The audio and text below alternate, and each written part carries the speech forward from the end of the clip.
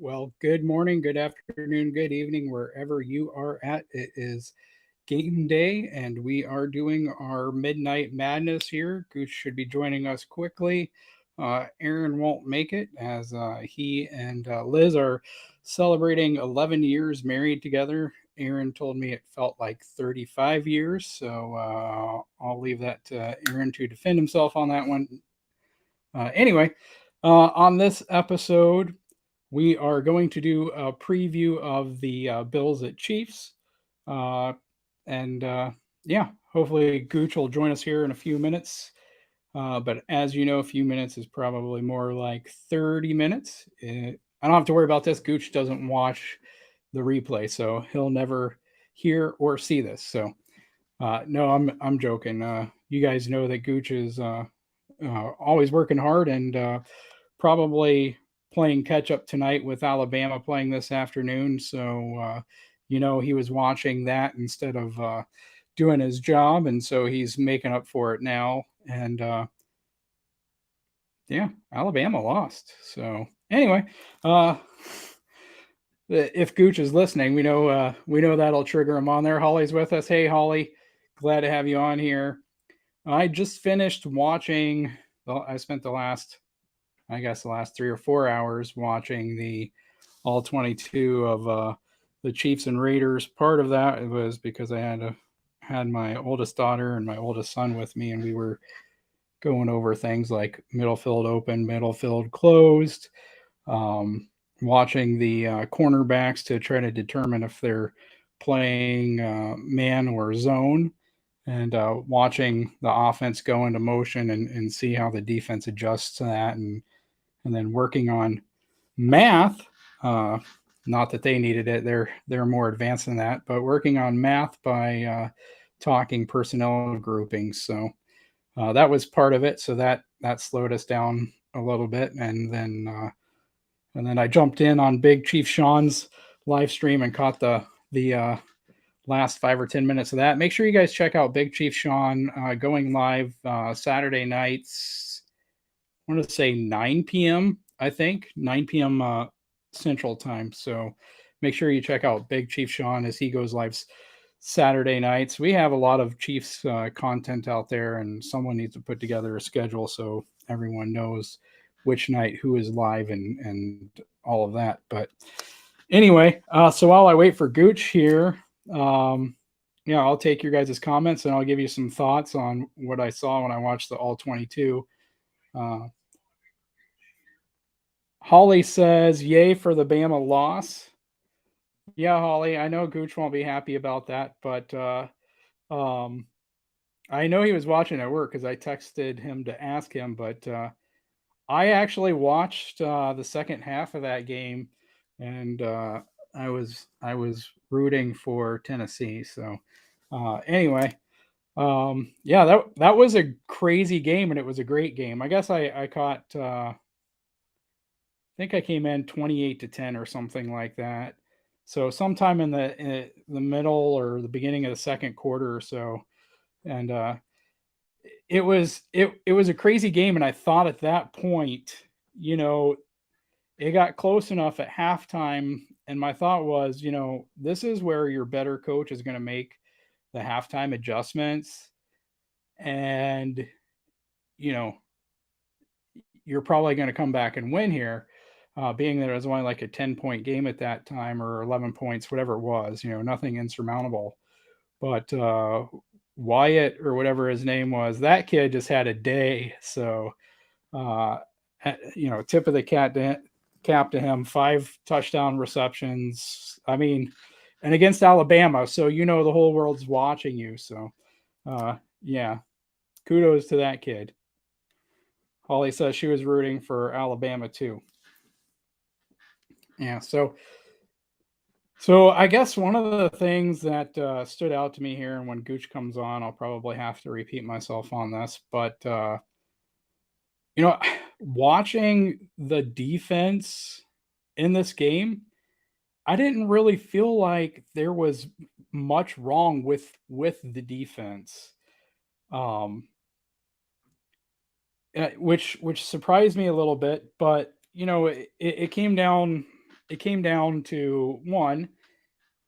I think Derek Carr made some great throws a few times, and you just got to tip your cap to him. When that happens, uh, there was a bogus DPI here or there. Um, there there were some head scratching moments where we just gave up the middle.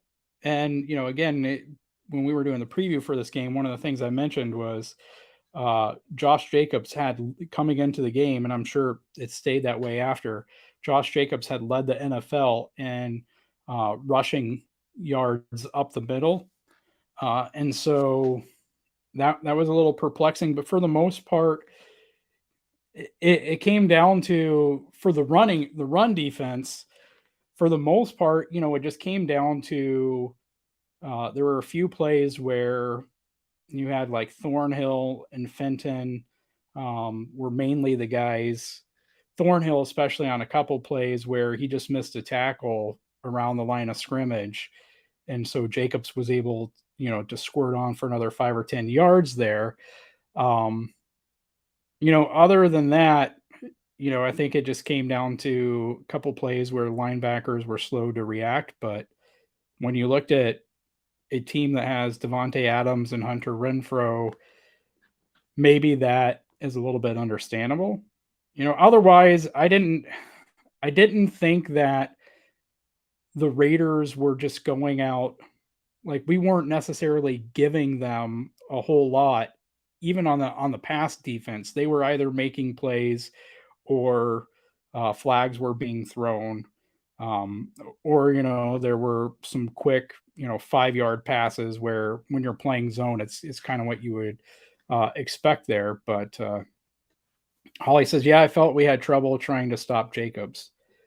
I what I saw, Nick Bolton was still Nick Bolton. Um, again, outside of a couple plays, like there was one play where I'm going off of memory here, but it seemed like we didn't have anybody inside of the tackles, the offensive tackles. Like we were giving up a huge gap in the middle, and it's like I don't know how you expect to, I think you're counting on Nick Bolton to do a bit too much at that point when you're expecting him to, to account for that much in the middle. Um, saw a lot more Leo Chanel, I think, in this game than any I've seen so far, which was surprising to me.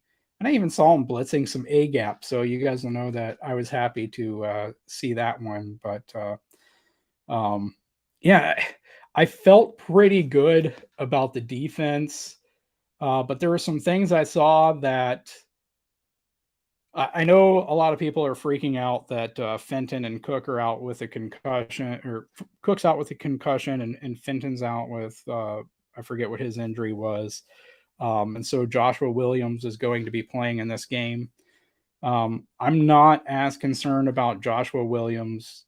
I know, yes, we lost to the Bills week 6 last year, whatever. I think it was week 6, 38-20, I believe. Um, I think we're more than prepared to face their defense this time around. No Micah Hyde this time. Tre'Davious White isn't supposed to be playing again. And I don't know. You guys will have to let me know about Poyer. I haven't seen anything about Poyer's status for this game.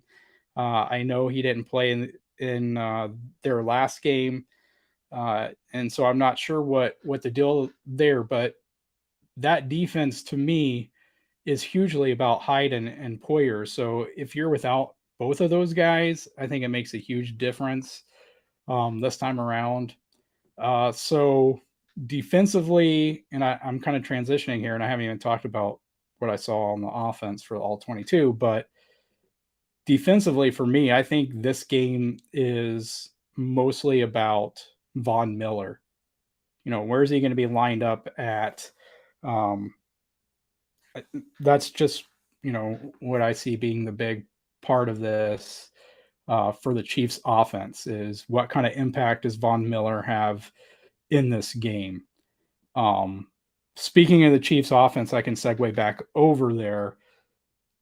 When I was watching the game Monday night, I thought that the Chiefs were helping Orlando more in the second half and that the Chiefs had made an adjustment there.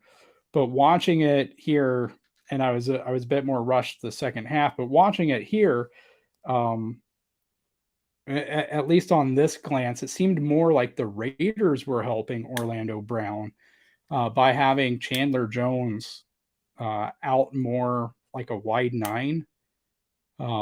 Sometimes he was out on the tight end. Sometimes he was out farther, and it seemed like not that this necessarily plays in Orlando Brown's wheelhouse, but Chandler Jones isn't a fast guy, and when you beat Orlando Brown, you usually beat him quickly, and so having Jones have to come farther away to even engage in Brown, I understand that if, the Brown has long arms and so, maybe you're concerned about him engaging you quickly.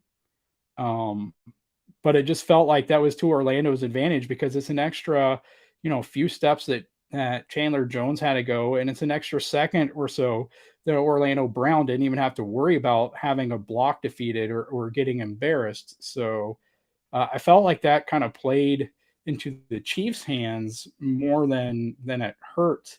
Um, Especially, I know a few of those times Mahomes wasn't dropping back as deeply. So, um, yeah, I think I'm more concerned now from having seen that because when we were watching it live, I just sensed that okay, it doesn't look like Orlando's giving up as much pressure, and then watching the all 22, it's like okay, this looks like the reason why it didn't look like Orlando was giving up that much pressure because of where Jones was lined up. So um, hopefully I'm wrong on that. You know, I don't know what, if anything, we're going to do to slow down Von Miller, but to me, that's going to be the big key for the offense. If you guys follow me on Twitter, you already saw my comments on this, but Matt McMullen of the Chiefs had a piece with NBC's Peter King, and Peter King was talking about one of the keys to this game being the Bills' rushing game, and he mentioned even going back to the playoff game how the Bills had a running game and how they have a running game, and he's full of it. If you look at the numbers in the playoffs and if you look at the numbers so far this year, it's the same story. And that story is that the Bills' running game is Josh Allen. CEH on his own is only about 30 yards short of the amount of rushing yards that the Bills' top two running backs have. Zach Moss and forgetting the other running back. Is it Devin Singletary? Is that who it is? I'm trying to remember. But those two guys only have like 30, 35 more rushing yards combined than CEH has himself. And Josh Allen has like 2 more rushing yards than CEH. So Josh Allen is their leading rusher. The next two guys after him almost or barely combined for a few more yards than Josh Allen. So Josh Allen is still their running game. He was their running game in the playoffs. He's their running game this year. So um, to me, that means one of the big keys is you got to have a spy on Josh Allen. If we kind of do like the mirror spy thing that the Colts did against Mahomes, maybe that would be effective. I've been thinking, do you want Chanel to do it? Chanel did miss some tackles on Josh Jacobs. Um, Josh Allen's a big guy. You want someone who's going to be strong enough to bring him down is the big thing. I don't know that Bolton is fast enough to do it. Um, but yeah, I think you have to have someone spying on Josh Allen because, like I said, he is their running game. I'm not necessarily worried about the rest of their running game. Maybe they get 100 yards rushing, and maybe that's by design, from Spags allowing them, saying, hey, just like teams have tried to offer up to us, even going back to last year, hey, we'll give up 100, 150 yards rushing, but we're not going to let, you beat us through the air type of thing. So, um, yeah, I'm going to get to the chat here again, and then I'll get back more to my thoughts here, and hopefully Gooch can join us here quickly. Holly says, do you think McKinnon will be used tomorrow? He had a good game against the Raiders. Yeah, he did. And, I don't have the numbers offhand, but I was frustrated when I forget the play now. I think it was later in the game. I think it was like a 2nd and 2, and we handed it off to CEH. And when I saw that he was in for that handoff, I turned to my wife and said, they should have McKinnon in here because it seems like, every time he gets the ball, he's squirting through and it's taking a linebacker or safety, before they even realize because he's through the hole there. So I hope so, Holly. I think he's definitely more effective. I know that he'll be on the field because he is clearly the third down running back. He's the pass blocker on this team. And um, I can't say necessarily the pass receiver because we have seen CEH getting some more routes there, but at least third down, as far as pass blocking, he'll be out there. I think I suggested the other night that might be what aids him on third down runs is because teams know that he can pass block. And so they have to honor that. They don't have to honor that with CEH. He can't really pass block it. He's not really one who's on the field, a lot of times to do that. So, a lot of times when CEH is on the field, he's running the ball. So, but yeah, I hope so because he does have that burst, and this I think is a good game for that. I think I'm more surprised we haven't seen more Pacheco yet. And I know that he's been getting, I guess, more, you could call him, I wouldn't necessarily call him garbage time carries, but he hasn't been really getting carries where the game is tied or we're behind. So, I'll put it that way. Odin's son is with us. Hey, good to have you with us. Hopefully we can get Gooch in here soon. Holly says, I guess it's technically today for those in Central Time. Right. We are there, Central, Eastern. If Mike in Sweden were here. I think for Maui as well. And I'm forgetting a couple other people, but yeah. Odin's son says, I say attack Josh fast, but bring him down. But Josh is ready to take the chance pass. Yeah, I mean, that's the thing. And I think one of the analytics things I saw this last week is that Allen, I don't want to say thrives for the pressure or the blitz, but if I recall correctly, his numbers are better when you're bringing the blitz. And I know that Mahomes and some other quarterbacks are like that as well. So it's you kind of have to weigh it out. Are your guys good enough in coverage? How long will they be good in coverage? In our situation, I think it really hurts. And I'm not dogging on Karlaftis. Jones gets double teamed a lot, and PFF came out this week. He's their highest graded defensive player. I think maybe player period in the NFL so far this season. But he's one player, and if this defensive front was good enough, I think it would only make the back seven look that much more amazing. But really, it's Jones, and Karlaftis is mostly a motor guy right now, and it's not really anybody else. So that's kind of the thing. Like, I'm thinking towards next year, you still got to fix the defensive line, and if you brought in like one more cornerback, I think I'm pretty happy with this defense. I love the linebackers and the DB room. I think you could upgrade over Fenton. We'll have to see how much Joshua Williams progresses this year, but definitely have to have some defensive line there. And we have wasted years of Chris Jones on this defensive line. And if we had even half the pass rush of a lot of other teams, you take the Chargers or the Raiders, or you can throw out the Bills with Greg Russo and Von Miller. You start thinking of all these teams that have great pass rushing duos or trios, and it's Chris Jones. And if we had more than Chris Jones, all of a sudden, in my estimation, a top 5 linebacking and defensive back group would be right up there, because you're bringing that pressure with just bringing 4 guys, and that's huge. But unfortunately, we don't have that. So I do hope they bring a spy. I don't know if they'll. I would think if they did, it would probably be Chenal.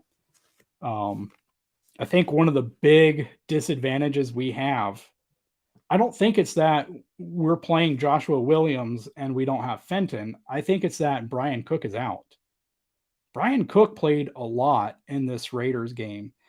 And between Cook and Thornhill, they were able to have Reed up in the box a lot. They were able to have Cook up in the box a lot.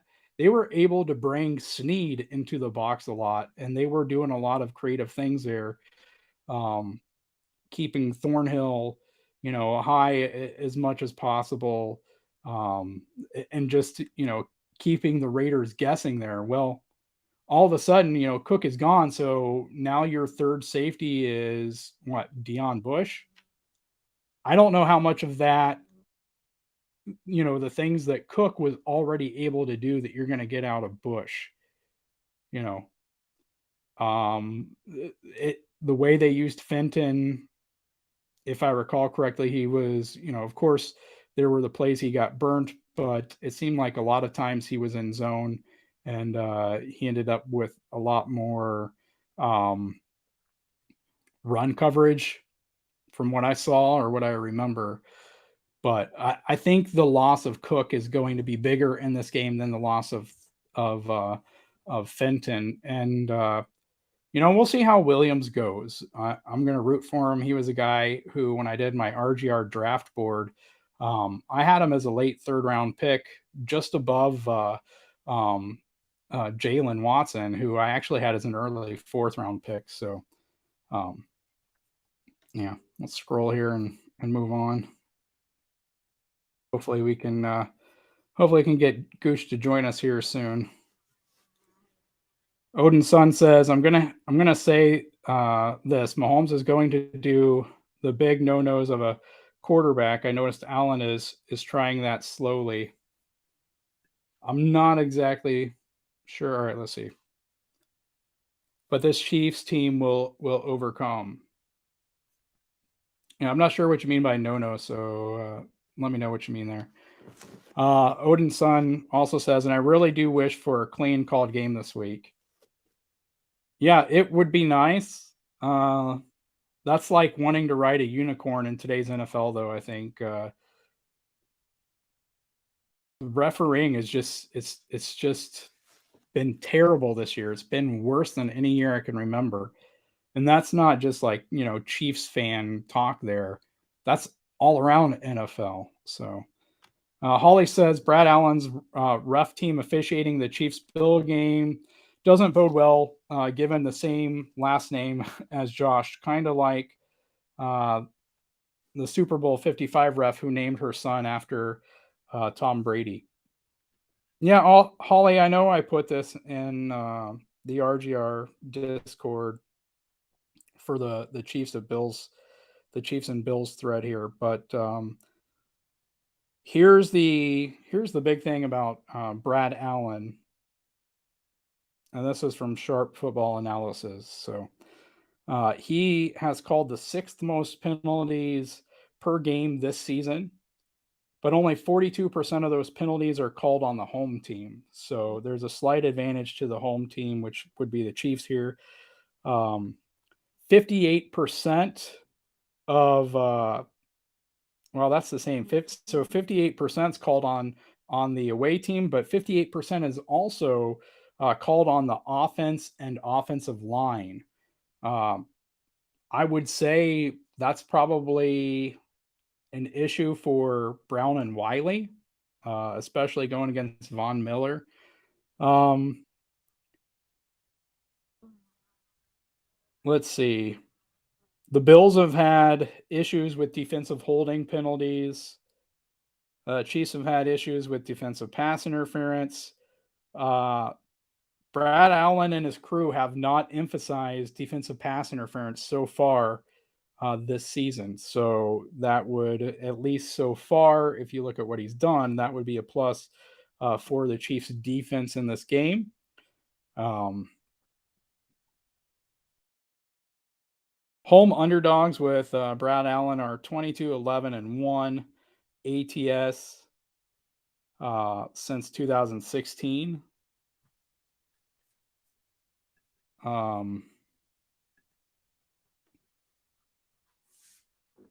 What else do we have here on Brad Allen? The Chiefs and Bills, both since 2018, are averaging 30 points a game in games that Brad Allen has officiated. And so, yeah. When you combine the Chiefs being underdogs, when you combine them being the home team, um, and you throw in that he hasn't generally called defensive, or his crews haven't really called defensive pass interference this season, and that's been the area where the Chiefs have drawn penalties. Maybe all in all, that's a benefit to the Chiefs. But like I said, I think it could also be a detriment to the Orlando Brown and Andrew Wiley going up against Von Miller and Greg Rousseau. So, yeah, take it for what it's worth, but yeah. So yeah, Holly says she's skeptical. Doesn't get on Discord a lot. Well, Holly, you need to jump in on the game day threads because we try to pull in a lot of juicy, pertinent information before the games. Right? Of course, once the games start, it's all about the game. But leading up to the games, what we try to get in those Discord threads specific for that game is injury status, who the ref is, and pull out some of this kind of information, other analytics that pertain to the game, whether it's the quarterback matchups or the defensive matchups, all that kind of things. We get the inactives in there and stuff like pregame, and then postgame. We'll go through and put in the player snap counts, and there's some great Twitter accounts out there that have some awesome stuff that do like play by play snap counts. Who was in on this play? They also do, what formation the offense and defense, what personnel the offense was in, what formation the defense was in. And so post game, we go and we post those. And so there's a lot of information about each game on there. So, yeah, I tried to get as much in there as I can just to, um, help everyone out as they're watching. Bill's with us. Hey, Bill, good to see you. Glad you can join us here. Yeah, Holly, it's the game day. It's the game day thread, and so you'll see it each week. The day after the last game or something like that. We usually get one going on the RGR Discord. So yeah, everyone should get tagged. If you're a member of that Discord of the RGR Discord, you should get a tag that day to come in there. But anyway, Odin Sun says, when it comes to traditional quarterbacks, Mahomes takes the don't do that as a quarterback and takes that chance. But Josh Allen is, can't see what my word is. Oh, starting to take those chances. Yeah, I mean, it's when it comes to stuff like that, I always go back to jazz, right? It's like to be a jazz musician, you have to learn the rules. You have to learn all the rules of music really well. And then once you learn the rules, you learn how to break the rules and when and how and all of that. So, you know, there you go. I've just said that Patrick Mahomes is a fine jazz musician of football. So, but yeah, that's how I view it. It's like you gotta, you need to know the fundamentals. You need to understand the rules, but then once you do that, once you have that absolutely amazing foundation and base, then you're prepared to properly break those rules. So yeah, Mahomes is there. He's been, I guess, playing that way, you could say out of necessity, since he was at Texas Tech, since they didn't have a defense. So, um, yeah, I guess it kind of prepared him for playing in Kansas City without a defense. So once he gets that defense, and man, I really think they're coming. I'm really excited to see how these kids progress. I'm really to see what additions we can add next year and really build a much better defense. So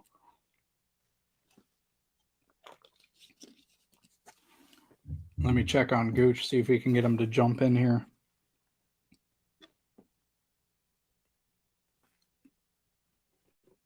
Make sure if you guys get to talk to Aaron or Liz, you wish them a happy anniversary, 11 years, I believe. And kudos to Aaron for remembering. And kudos to Aaron for saying, hey, I can't make it tonight because it's my anniversary. So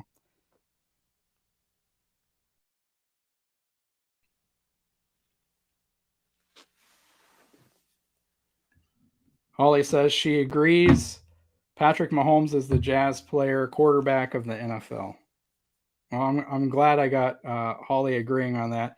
Uh, Odin's son adds, but he's a metalhead at he's a metalhead at heart. So yeah, I mean that's when you get all kinds of fun things happening, right? Like you can mix genres when you learn the rules of multiple genres. You can start to play around and have some fun, right? Um, I yeah, Odin's son says happy anniversary, Aaron and Liz. So I know you guys will be catching this at some point on a replay or whatever. So yeah, happy 11 years. But yeah, I saw a video on am I allowed to say Facebook? I know nobody who's young uses Facebook anymore, so I don't want to say I was on Facebook and sound old, but I saw a video of that some guy posted and was like, my neighbor's car alarm keeps going off. So he brought a keyboard outside and started playing music uh, that went with the beat of the car alarm in the background. So that was pretty cool. Yeah, Odin's son says, hell yeah, many genres cross paths. So yeah, and that's the fun thing of watching Mahomes play quarterback. I mean, it really is. So it's hard in the moment necessarily to really appreciate every single Patrick moment. And for me, I'm usually tense during the game, so it's really hard for me to enjoy them in the moment. So going back and watching the all 22 without the pressure of are we going to win this, is a lot more delightful to see some of the things that we were actually doing there. Odin's son says, I'm old enough to know MySpace and Commodore 64. I don't know Commodore 64. I am old enough to have had a MySpace. Um, I still miss MySpace sometimes. I had like a little miniature golf thing, and you got all the music going. And no internet can really handle it, and you try to click on someone's page and everything freezes because they got music playing and they got graphics and videos playing. But yeah, uh, in theory, I liked it. Holly says we're in the same generation, Odin, me too. Well, I don't know. Holly, you just turned 25. So I guess I'm a little older than you because I'm a bit older than 25, but I'm not as old as Gooch, who's in his mid to late 40s. So, uh, yeah, we'll just leave it at that.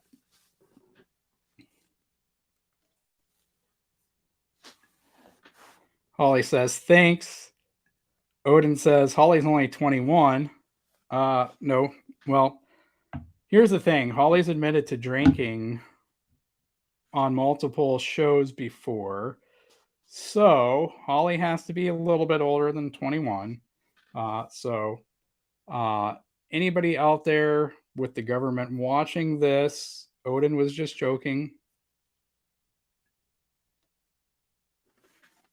Holly says, "Wow, I must be like Benjamin Button. I'm getting younger." Yeah, that's what happens. So, have you seen Martha Stewart? I saw a video of her today. Well, yesterday technically now, and she's like what 81? She looks like she's like 60. Yeah, I'm 38. Yeah, I'm 38 as well. Truly, I don't know if you're joking, but I'm not. So, but Holly's only 25. So, uh, thinking back to the game here. Oh, and I did post the clips of the guy for the Raiders who got caught on that holding call on the field goal because I know there were a lot of Raiders fans that were calling that a bogus call and were trying to argue that was the refs helping the Chiefs out and completely through the game. And just tonight, when I was watching the All 22, of course, I shared other stuff from Raiders sources earlier this week. But I got multiple clips on there from extra points and field goals in this game. He was doing the same thing 3 or 4 times in this game between extra points and field goals. And I got great angles of it, and I got it in slow motion. You can clearly see him holding Allegretti during PATs and field goal attempts 3 or 4 times in this game, trying the exact same move. So, if anything, he's an idiot and it's completely on him. But it is a legitimate call. It doesn't get called that often. The big question is it because teams get away with it? Is it because refs don't generally call it? Or is it because teams aren't stupid enough to try it? And if they are stupid enough to try it, are they dumb enough to try it 3, 4, 5, 6 times in a game? So, but by the rule of the law, it absolutely is a penalty. And like I said, he did it multiple times, and each time from certain angles and in slow motion, it looked bad. Meanwhile, we have the Chris Jones roughing the passer that the NFL vindicated Chris Jones and Grady Jarrett by not fining them for roughing the passer this week, while Tom Brady did get fined for kicking Grady Jarrett. So, uh, hooray for the league at least, even though they didn't admit fault and didn't say the refs were wrong, explicitly. It's implicit by the fact that these guys did not get fined for roughing the passer. So, if there's anything there, there's vindication there for Chris Jones. Could have cost us the game, but, in the end, I think it actually backfired and it pissed off the crowd. And, yeah, if the crowd comes out with that intensity, I think it's going to be another fun thing to add to uh, everything to factor into this Chiefs Bills game. So let's see. Let's hit the chat here a little bit more. Yeah. Odin actually has we're both 38, so there's that. Yeah, Holly, I'm pretty sure she's 81. Here, let me confirm here, but I'm pretty sure she's 81. I think is what I saw. Yeah, she is 81, August 3rd, 1941. So I'm not gonna say anything about any kind of surgeries or anything, but 81 years old. Um, she's on my list of older women that I would go on a date with. Of course, Betty White was until she passed away. Uh, what, December, January?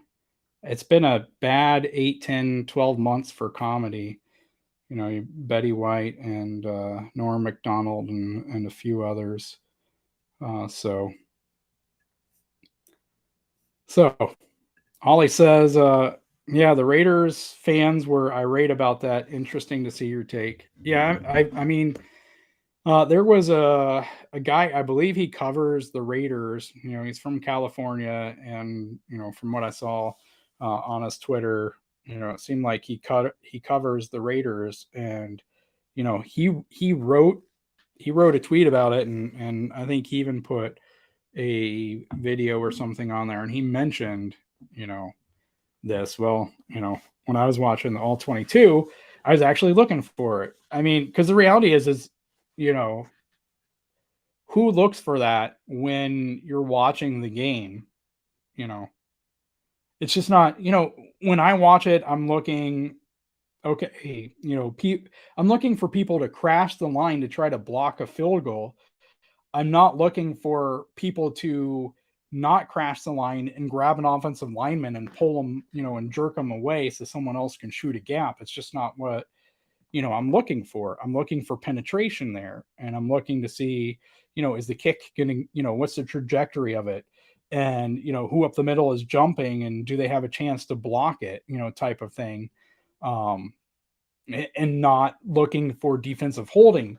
But when it's there and you're watching the film, then it's a completely different story. So yeah, I was watching every single PAT and field goal looking for 51, and you could see it. And I put out the tweet tonight so you can see the thread, and you can see at least 3 videos from 2 angles. Where it was clear, especially the one that they threw the flag on. The all 22 angle was the best angle I was able to see on that one. The other ones that I'd seen, within a day or so after the game, you couldn't really see it. But this one, you can clearly see number 51's hands come up underneath Nick Allegretti and hook him and twist him. So, um, yeah, from the view I had, it was super obvious.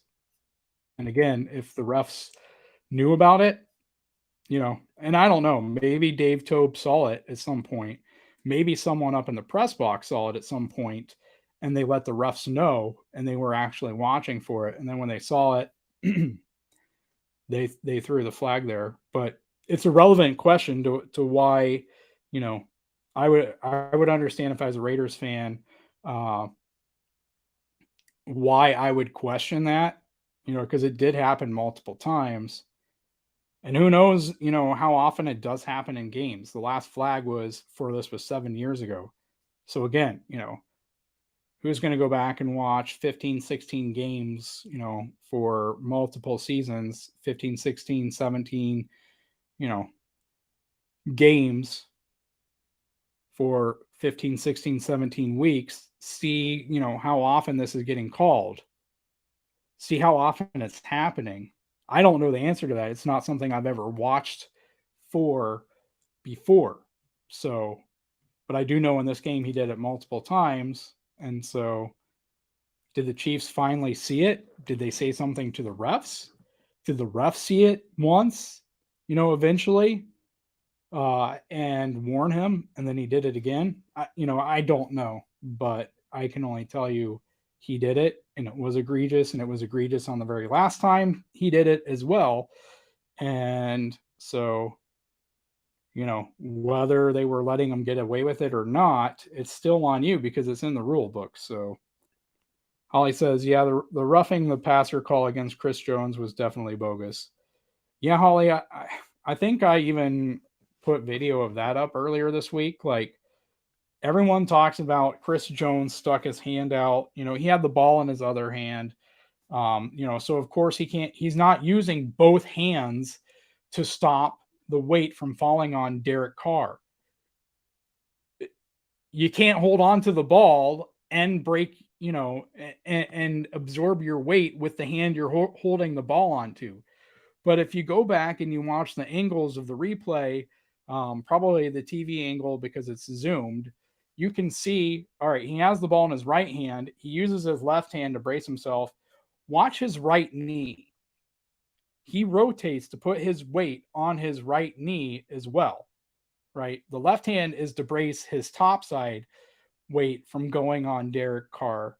His right knee absorbs a lot of his own weight, and he doesn't land fully on Derek Carr.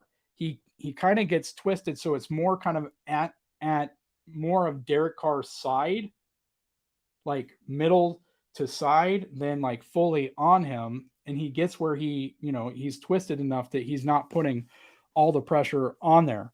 But yeah, I mean, they got to do something about that kind of call. And I know that Adam Teicher was asking the refs about it post game, particularly about the fumble part, because at that part, you're no longer a passer. And, so why are you protected? And what is the defensive guy supposed to do when you have recovered a fumble? Or, I guess technically, would it be an interception? Because it never hits the ground, right? I guess that would depend on if there was a forward pass or not, if it was ruled such. But, you know, either way, in that situation to where you have the ball in your hand, how are you supposed to brace yourself? And is it more of Chris Jones weighing 325 pounds? Let's say it's a 225-pound linebacker like Divine Diablo is, I believe. If he makes that and he makes the interception or the fumble recovery, whatever, mid sack there, and he falls on Carr, is it a flag? Is it a flag on Carr because Chris Jones is 325 pounds? Or what? Because however this goes, you have to account for the fact that he has the ball. So clearly he can't stop himself from putting all of his weight on the same way that someone who didn't have a ball in their hand. Like, is he supposed to drop the fumble in order to protect Derek Carr? I saw a clip from like 2005 of Tom Brady getting laid out. Like, I get the Tua stuff is going on and all of that, but there's a point where it's getting ridiculous. And in my opinion, if you want to keep going this way, you need to have a sky judge to look at roughing the passer, and it be the same person every single game all throughout the week, to have a consistent judgment call, final voice in every roughing the passer. Otherwise, you got to change something because this is ridiculous. And it's not just because it's Chris Jones. I was pissed off about the Grady Jarrett hit on Tom Brady. Like, you're ruining football if you're not letting players play football. Like, did Tom Brady get a concussion? This clip that I saw where he just got nailed 17 years ago. There's got to be something there. Do something better, or add in a sky judge if you want to keep calling a game like it's flag football. Like, I understand you want to protect players, but in some sense, some players weren't getting hurt the same way. Now we know that there were some players, we just didn't know that they were getting hurt. Like, if you want to keep going that direction, that's fine, but you have to have a sky judge or something to stop things from going crazy, to help make things as fair as possible, so that the defense can actually play defense. So yeah, that would be my biggest thing on there. Odin's son says, "No, I won't lie. Egregious both sides, but Raiders hated it when the refs got called out." Yeah, I mean, I don't know that I saw a lot. Um, I might have missed some things. As I pointed out in my tweet, I think on that field goal, I think it did look like because of the defensive holding, I think it allowed uh, his guy, the guy that Allegretti would have been blocking, and the other guy to get free. So Prince Tega Winogo had to choose between them, and it did look like he probably held the guy that Allegretti would have blocked. And so maybe there's some gripe there because that defensive holding call is an automatic first down, which tells you that when the NFL put that rule in place, there was a reason they put it in place, and I would say they were serious about it, right? It's not like it's just a, get out of jail free card. They made it an automatic first down, and when they made it an automatic first down, they pretty much told teams, stop trying this. Don't even think about doing it. We're that serious that it's an automatic first down, right? It's not a 5-yard penalty. It wasn't a first down because it gave us the yardage we need. That particular penalty results in a first down no matter what. So that tells you how serious the NFL was in this rule.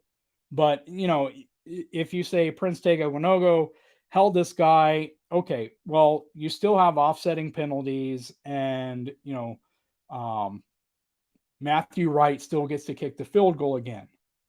Maybe he makes it. Who knows, right? Even if you make that argument and you say, all right, well, there's 4 points there that the Chiefs got that they shouldn't have. We don't know if they make the field goal, but let's say they did. They got 4 points there that they shouldn't have gotten. Okay, yeah, that's fine, except for he did it 2 other times too, at least. And then you have the Chris Jones roughing the passer that not only stopped the Chiefs from having the ball on the Raiders 42 yard line. Needing 42 yards is a beautiful place to be if you're Patrick Mahomes. Instead of the Chiefs having the ball only needing like 42 yards to go, the Raiders got to keep the ball. They went downfield. They kicked a field goal. So Chiefs didn't get any points. They didn't get the ball. Raiders got 3 points right there. So in my opinion, that was at least a 6 to 10 point swing. And I'm hesitant to say 6 to 10 points because, Matthew Wright is not Harrison Butker, so 3 to 9 points, we don't even know for sure that he makes extra point, but I guess you can say the same thing about Butker as well. But yeah, I mean, a field goal there is not completely guaranteed the way it is with Butker, but still, anyway. But other than that, I didn't see a whole lot of egregious calls. I thought the call on Watson, on Jalen Watson, when he was going up against Davante Adams in the end zone was bogus. I understand they threw it because Watson didn't turn around, but it was an underthrown ball, and if anything, Davante Adams pulled Watson into it. And even if you want to argue that it should have been defensive pass interference, as that play keeps going, Davante Adams takes Jalen Watson, grabs him by his helmet, and slams him into the ground. So even if you want to call a DPI there, I think you have to call a personal foul flag on Davante Adams and have offsetting penalties, right? Not a let's give the Raiders a ball at the 1 yard line. So that's another situation. But outside of it, I didn't see a whole lot there, from either team. I thought for the most part, they let them play and there wasn't a whole lot to call. It's just a few situations here. And I didn't see that many benefiting the Chiefs, to be honest. Holly says Tom Brady fine was just a slap on the fist. $11,000 is pocket change. Yeah, that's true. It's only $11,000. If Grady Jarrett or Chris Jones had gotten fined for roughing the passer, it's $15,000. So, it's a few $1,000s less than that, because I think it was actually closer to 11.5. But um, yeah, I mean, is roughing the passer worse than kicking someone or trying to kick someone? Um, Someone in the chat remind me, when Josh Allen was throwing a punch a couple of weeks ago, did he get fined for that? I don't remember. Uh, yeah, Holly says Chris Jones had a very classy response to that penalty. Yeah, he could have gotten mad. He could have it could have emotionally thrown him off his game. I really feel like the crowd calmed Chris Jones and yet hyped him and the whole team up after that. I think the fact that 70,000 people had his back, you know, I think it really lifted this team, that 70,000 people had his back, 70,000 people had the whole team's back, and 70,000 people were angry as could be. And maybe just a smidgen intimidated the refs. So Odin Sun said, "Wait, Brady got fined. Sorry. Um, oh, sorry, Brian. Sorry, B. Rye. Wyatt returned to WWE, so I missed that. Maybe that's not B. Rye. I thought you were talking about the receiver from Tennessee that helped Tennessee beat Alabama. So sorry, I misread that one." Holly says wrist, not fist. Does your wife know about that? What's that, Holly? Does my wife know about what? Oh, are you talking about Betty White and Martha Stewart? If that's what you're talking about, then yes, I made it clear multiple times that how I felt about Betty White. She's one of the funniest persons ever, uh, probably the funniest woman ever, um, and she was a very beautiful lady, and she held that even up to the 90s. So Odin Sun says, "I'm not man enough for Betty." I think my favorite Betty White line was in is it Lake Placid? Is that the movie? Is that the name of the movie? And she turns to the guy and says something about she hopes the alligator eats your friend or something like that. I don't remember why, but it always made me laugh. I'm slightly old enough that I grew up watching reruns I mean, I probably shouldn't admit that, so I won't. The dude from Salute Your Shorts had a Raider thing. Holly says, and that brings up the question of why are some penalties reviewable and others aren't? What are the criteria? My understanding is, and this is from Football Zebras, I believe, is where I was reading this on Twitter. Football Zebras. My understanding is that it's not that penalties themselves. I want to make sure I say this right, so I'll probably mess it up. But what can be reviewed is, like, say, on pass interference, what can be reviewed was to see if a ball was tipped. Because if a ball is tipped, it's not pass interference, right? By definition, if a ball is tipped, you cannot commit pass interference. So what can be reviewed is it tipped? If it's tipped, then it's not pass interference. If they review it and see that the ball wasn't tipped, but that it shouldn't have been pass interference, they can't actually change that call. All they can look at is, was it tipped or not? If they, and I'm trying to think if there's other situations, but that's the one I can remember reading about specifically. So they can check to see if a ball was tipped or not, but they can't actually change a call.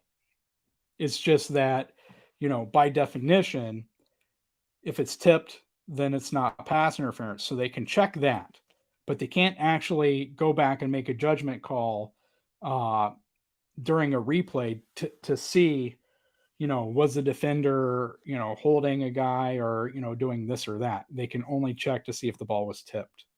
Um, there's probably another situation or two that I'm not thinking of, but this is the one that I remember reading and the one that's fresh in my mind.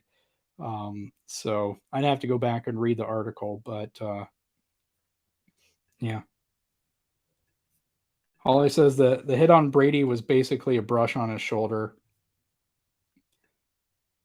Like the hit on Brady if we're talking about the one on Grady Jarrett, was less than the throw of Mahomes.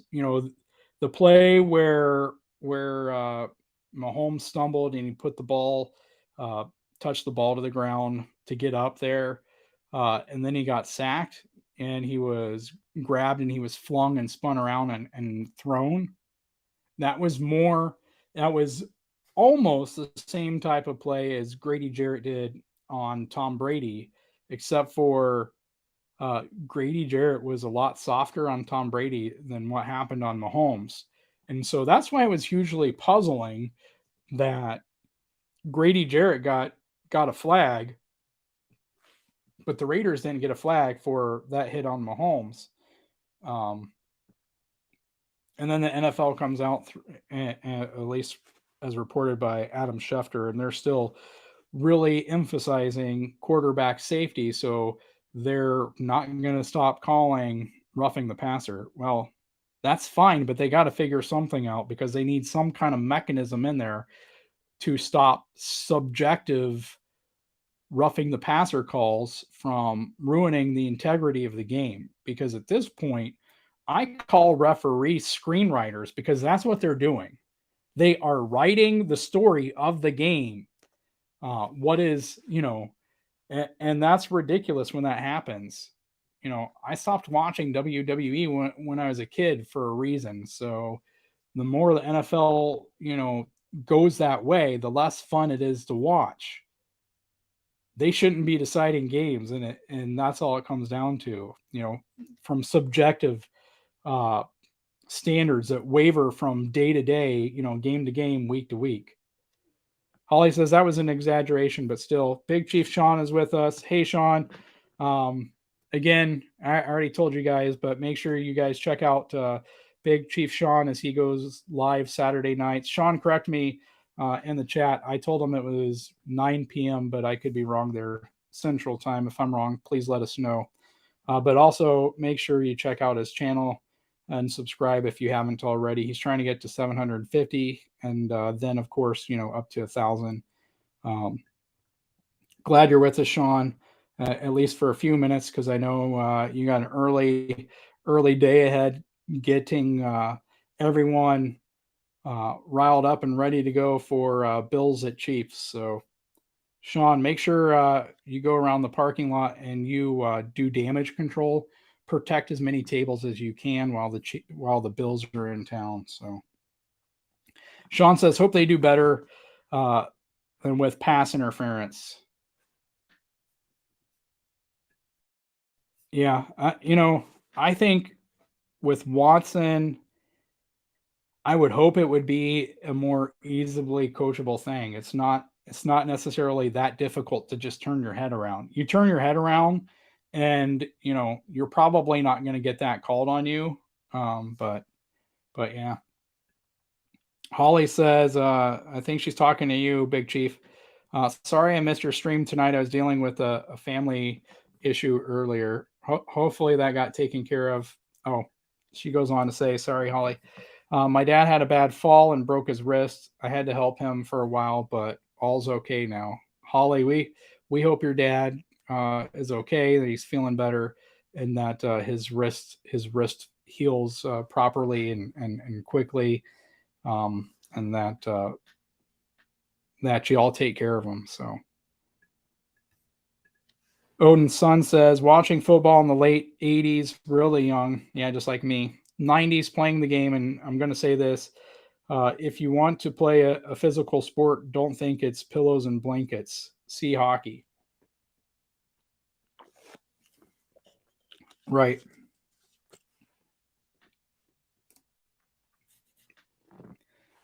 Yeah, and again, I understand, uh, you know, player safety. I understand, um, we know a lot more about concussions than we used to.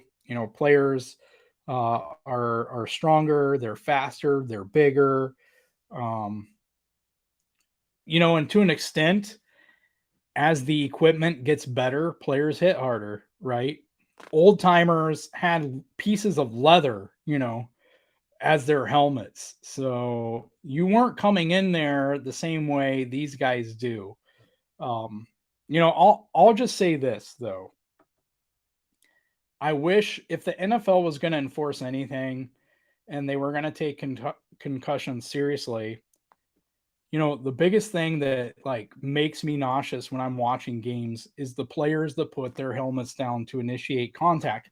And a lot of the times it's not on defense, it's an offensive player, right? So if you want to protect a guy, protect those hits, where players are flying in there, you know, not ones where a guy's simply falling back. You should be able to figure out a way, to brace to help protect quarterbacks in those situations, um, to fend off kind of that whiplash effect or whatever. There should be ways to combat that. Um, I'll just leave it. I'll just leave it at that. It's a fine line between, protection and ruining the game. So, like I said, for me, it's just if you want to call it, fine, but have a sky judge, have one, one standard who will review it and consistently call, overturn a call or whatever. Make sure that a consistent standard is applied. Now, Holly says she doesn't know the in regards to the Josh Allen punch. Odin Sun says, I say let them fight to a point. Sorry, I love Sorry, I love hockey. Fighting is penalized in hockey, but allowed to a point. Yeah, and I'm not gonna lie, that was always my favorite part in playing hockey video games, was starting fights. Holly says I love Betty White, Golden Girls all the way. Holly, I said I wasn't gonna mention whether I did or didn't watch reruns of certain show. Odin Sun says never sad. Reruns, Dick Van Dyke, Patty Duke, Munsters, Adams Family, Petticoat Junction, Green Acres. Yeah, there is a lot out there. I saw a lot of stuff. I grew up with Nick at Night. Hefe is with us. Hefe, glad that you're with us here. We're all looking forward to coming back here in 23 hours or so after the game, and maybe earlier, I guess. I don't know. I'll have to talk to Gooch, maybe Aaron, see when we have our post game reaction. But hopefully, we can have a great post game reaction here, and everybody can go to work happy on Monday. So.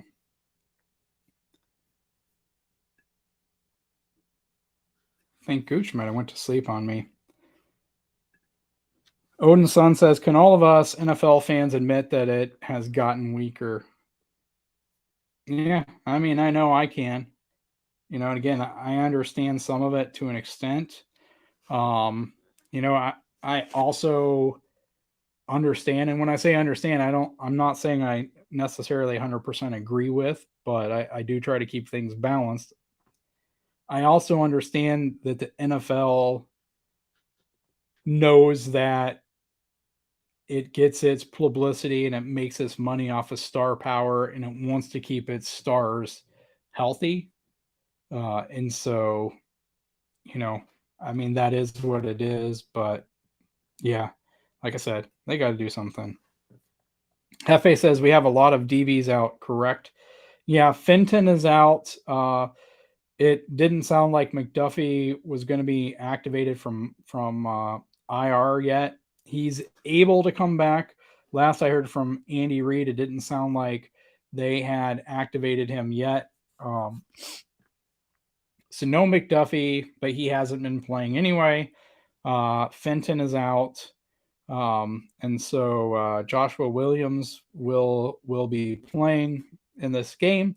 And then Brian Cook is out with a concussion. So I imagine we see a lot of Dion Bush. I think it's Dion Bush. Guys, I'm getting tired. I think it's Dion Bush.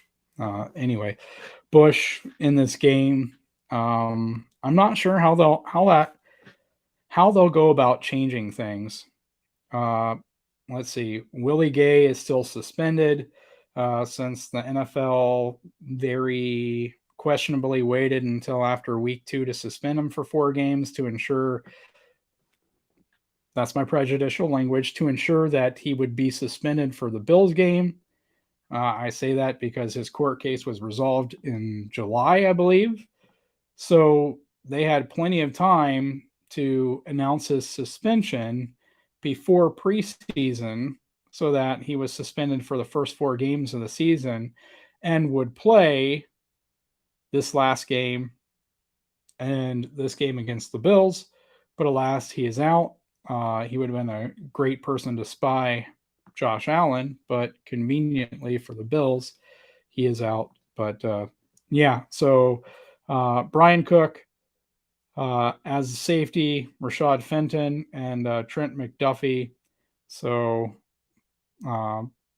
yeah, Fenton and Cook are the only 2 really missing there. And I said earlier, since I believe you joined us a little later, that I did think that we were going to miss Cook, especially the way he was being used.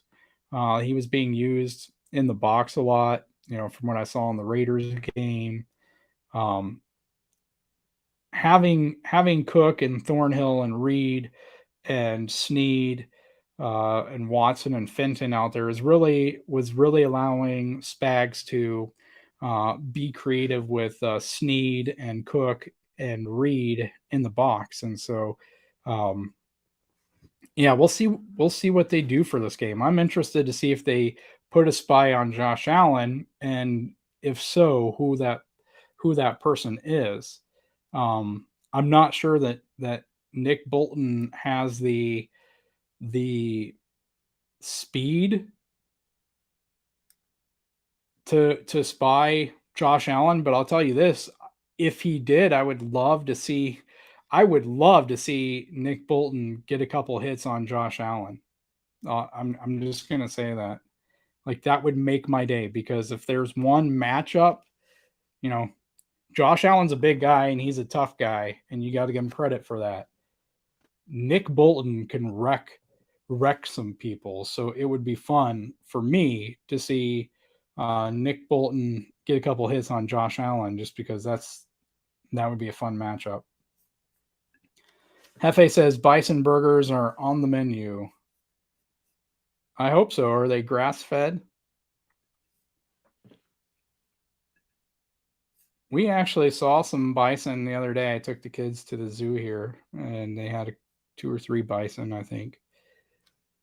Odin's son said, "I'm the one Chiefs fan from New York that will show Bills fans way worse." I broke bones in practice. I hopefully wasn't practice jumping through tables. Kidding. True, middle school and high school ball things happen. Thank you for the grace. We're all tired. Yeah. Holly says, I agree with you on the Willie Gay suspension. Yeah, I mean, Holly, it's just, there's no reason for it. And I've heard some people say, well, they were distracted with Deshaun Watson. And I don't buy that, because they knew that with Deshaun Watson, they had to wait for, the judge to do her thing and all the information to get collected and whatever. And the Willie Gay situation happened in January. So they had 7-8 months. The court case, I believe everything got cleared at the end of July. Why you announce a suspension 2 weeks into the season is ridiculous. There's no logical reason or explanation in my mind for not, if you were going to suspend him for 4 games, for it to have not happened before the season began, for it to have not been announced before 2 games into the season. I don't know.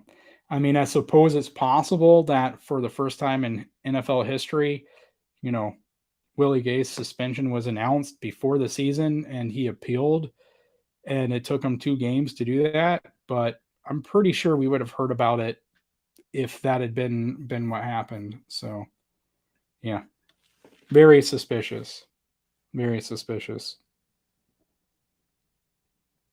And I don't know if we're getting Gooch or not.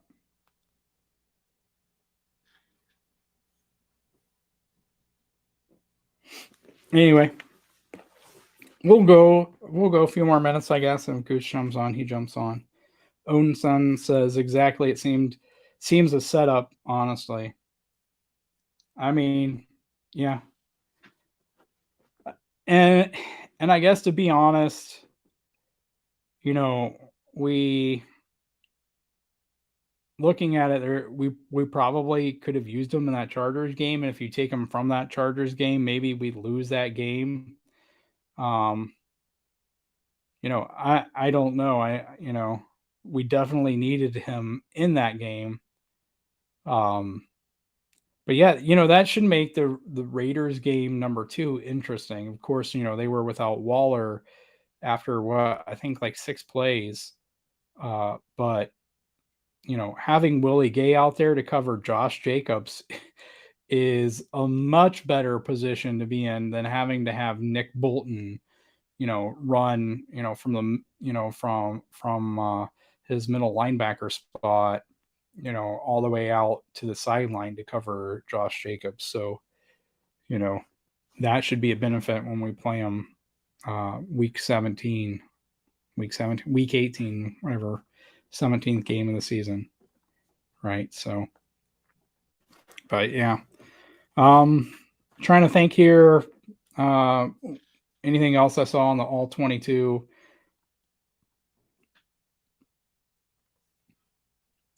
Travis's first touchdown might not have been the best decision by Patrick, and I realize I'm saying that on a pass that he actually got a completed touchdown on, but on that play, Juju was closer and in the end zone and was more open, less riskier throw. And I don't mean to sound like PFF here, but just being a tad bit critical and being honest there, it looked like Juju was the better throw there.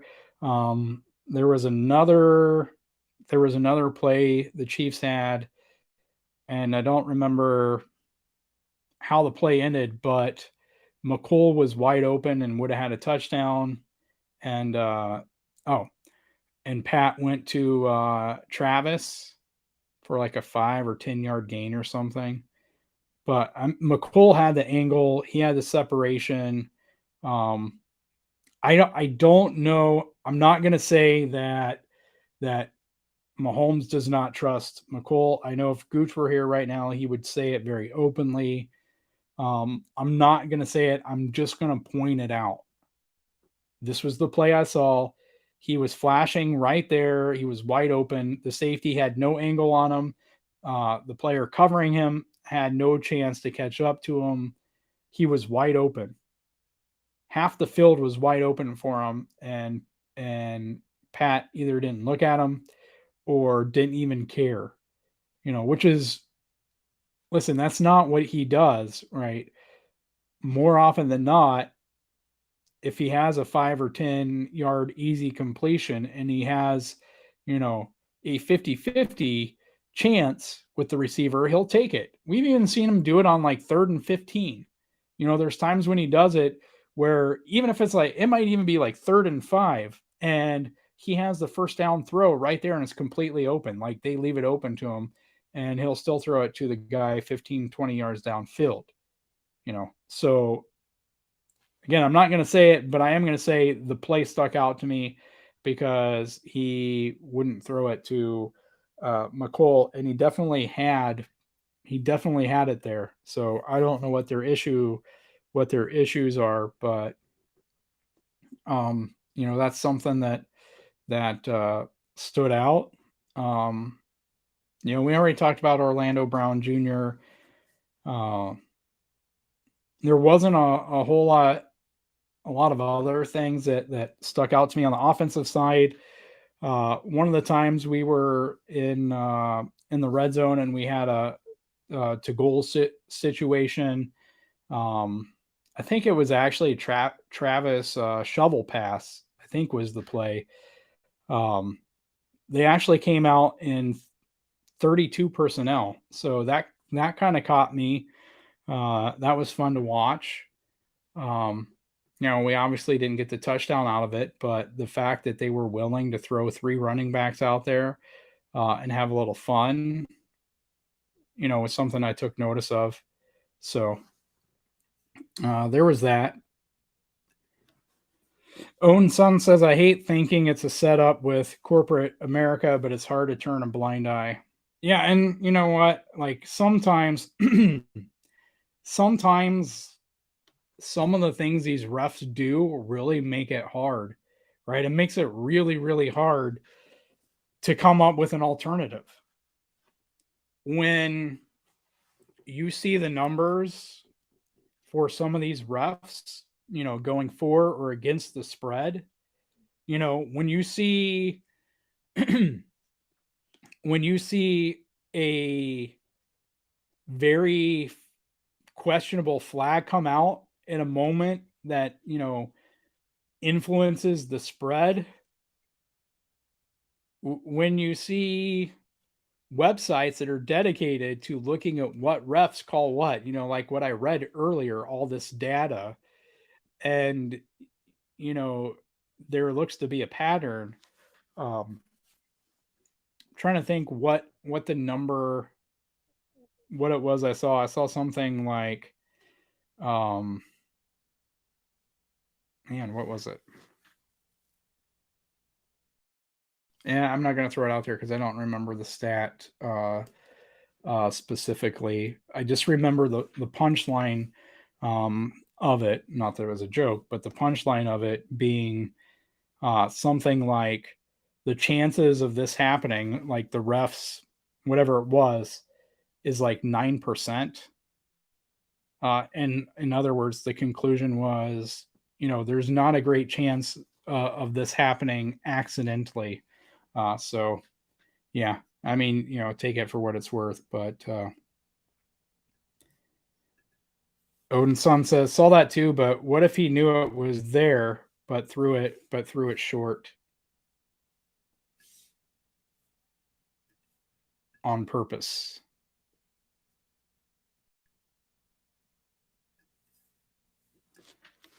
Throw off the defense, even chest sacrifice is a key.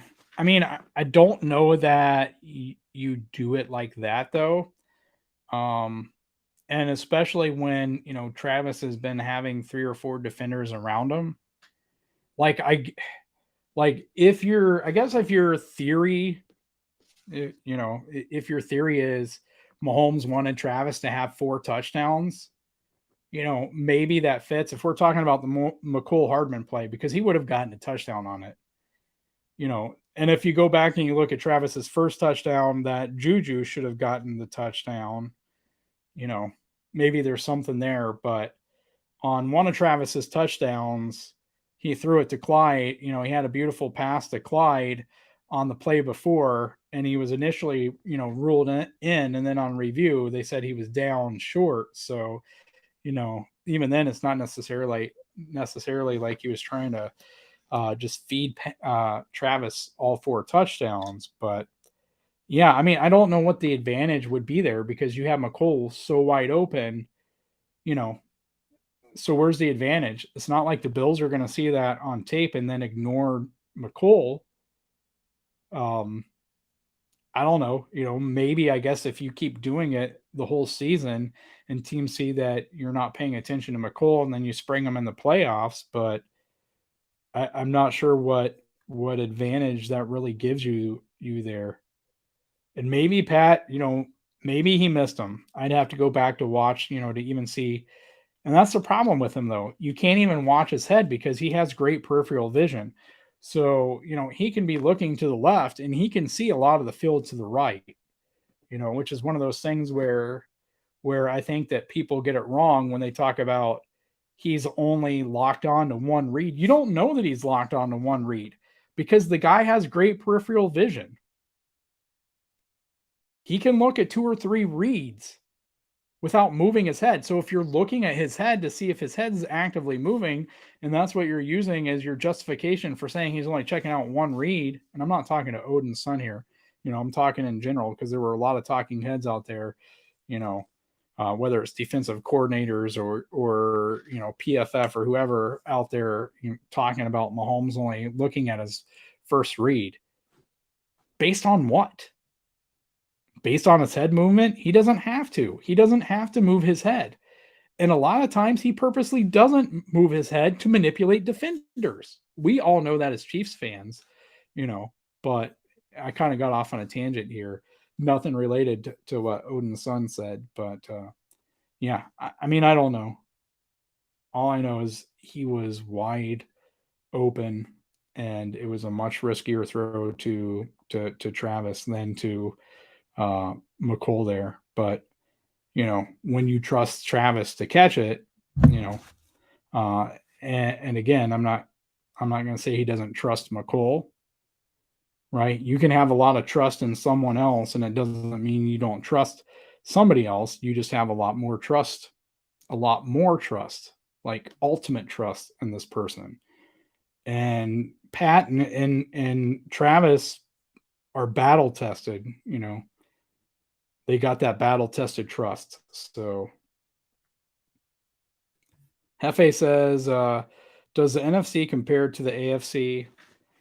We're 5 weeks in, and I'm still not even sure what to make of all the teams. You look at right now, the Giants and the Eagles look fairly legitimate in the NFC East. What do you make of the Rams? Are they going to turn it around? Or is this who they are without Odell Beckham Jr. and Von Miller and Andrew Whitworth? You know, um, what are the Cardinals going to do when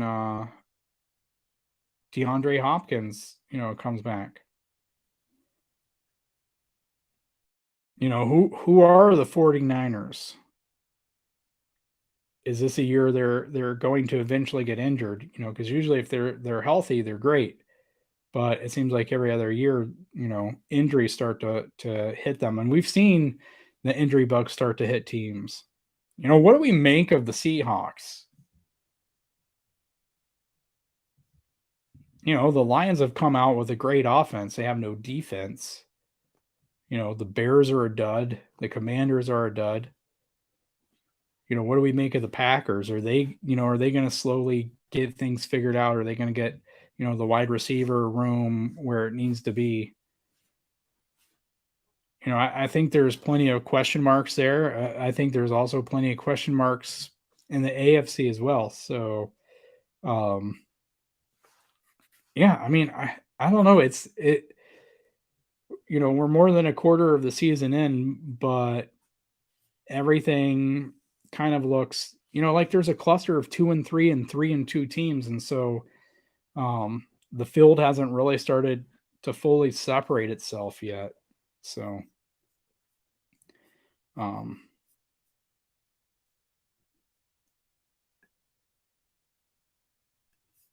and Hefe asked Cowboys or Eagles.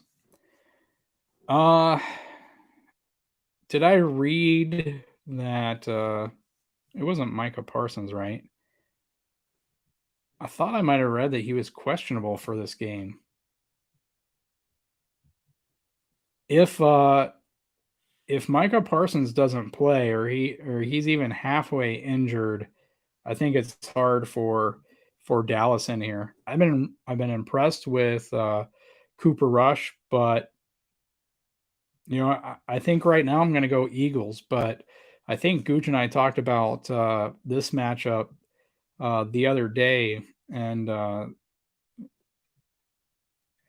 think it was the Cowboys and Eagles, and said, if the Cowboys can't beat the Eagles at least once, then the Eagles are probably going to be a 14-3 or 15-2 team, um, unless they just like crash, unless they start getting injured, and unless they just phase out, kind of like a Cliff Kingsbury coach team does. So yeah, Odin's son points out he's doing his read three times over while running.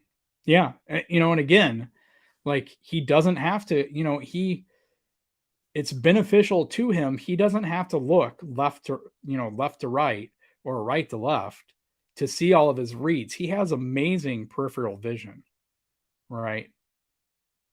I tell my kids this all the time because I have pretty good peripheral vision too. So I can be looking at one of them and I'll start talking to the other one, and all the way over to my right, and tell them what they're doing. And I'll say Patrick Mahomes is even better. He can do it on the field and he can do it while he's running. So he doesn't have to be looking at his reads. And as Odin Sun points out, he can also do it while running. So, but get opposing defense thinking, including defensive coordinators. Go Kels, but the jet comes out of nowhere. Yeah, I mean, but I would think that would be the play where you would do it, because he was wide open, and it was out of nowhere. And at that point in the game, we were either trailing or it was still super close. So we should have been trying to score. I don't remember. That's the problem with watching the all 22. I have like the whole the whole video on there. So, a lot of times they'll like the video will flash up to the stadium where it shows the down and distance, and this didn't at any point. So I'm just watching all these plays without knowing at that moment what the down and distance is. So I mean, so that's true. There's some context there with that. uh Hefe says 49ers defense is wicked. Yeah. um D'Amico Ryans, right, doing a great job in San Francisco. So, but it really helps having Nick Bosa on that defensive line, and trying to think who the rest of the defensive line is there. But yeah, Odinson says, yeah, their D is vicious. I won't lie. Yeah. Again, their biggest thing is staying healthy. Like, there is parts of I won't lie. I love, first off, George Kittle is an Iowa Hawkeye, so there's always a soft spot in there, except for if we have to play him. Um, but I love Kyle Juszczyk as well, and kind of the versatility that those two players, where they can play, a tight end fullback kind of hybrid, and both of them can block and run block, and both of them can, Kyle Juszczyk can go out and he can receive a pass. You can even hand the ball off to him. I love the versatility of those two players. I love the way they use Debo um, as well. And I love Kyle Shanahan's creativity in the run game. Maybe it's because we don't typically see a lot of the creativity in the run game in the Andy Reid offense. Um, But whatever it's worth, like in my mind, I have I have visions, I have dreams of take the 49ers run game, marry it together with Andy Reid's passing game. How freaking hard would that offense be to stop? That 49er, it's not that the 49ers offense is complicated, it's that they make you think so much, and they do have some creativity there in the run game. So like if you married that with the passing game, that's an offense that makes Jimmy Garoppolo look good. Put Patrick Mahomes, with the run game like that, with that creativity, uh I'm just saying, like that's part of my dream. Um I guess yeah, I don't dream about the 49ers defense, but I do dream about our offense having that run game and just being an utterly dominant offense where if you're a defensive coordinator, you cry and scream when you're watching film. Odin Son is picking the Eagles in this this take.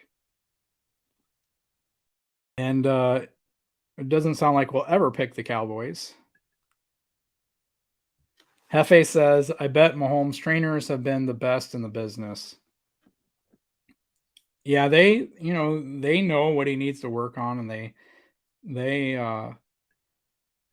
we've seen some videos of him like playing tag and stuff like that, but really doing a great job of highlighting the things that Mahomes does well, the things he needs to work on, and keeping that core strength up, because a lot of the magic that he does is because, he has incredible core strength. So Own Son says, I think that weird VR training is involved too. I haven't seen anything on that one. I'll have to, um, I'll have to check that out. VR training would be interesting. I can certainly see where that could be beneficial, especially if there's virtual defensive linemen running at you, so you can kind of work on the mental at the same time. Odin Sun says, I'll never downplay Kittle. Hefe says, right, that would be crazy. Hefe says, Shanahan is who I'd want after Reed. Yeah, I mean, I don't know, full on as a coach. Definitely some creativity there. Uh, Still hasn't won a Super Bowl as a head coach. So, there's that. I don't know how he is as like as a leader of men and all of that, but definitely, creative with the offense, the run game, all that. Owen Son says, I'm a Notre Dame fan. That's where linemen forged.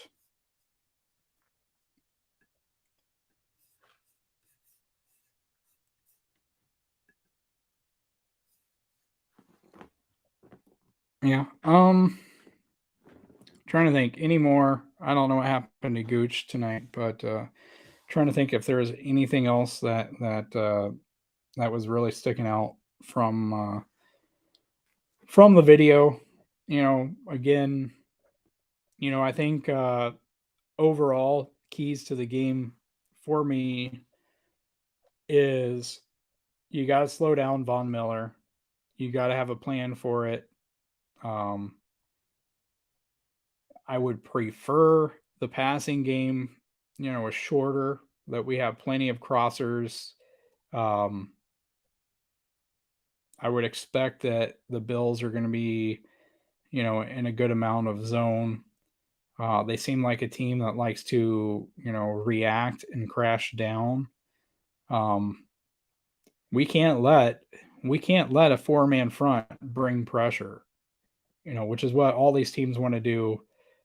Drop 7, into zone, drop 8 into zone, stop someone from getting open and still be able to bring pressure with 3 or 4 guys, that's when bad things happen. So we got to have a plan for Von Miller.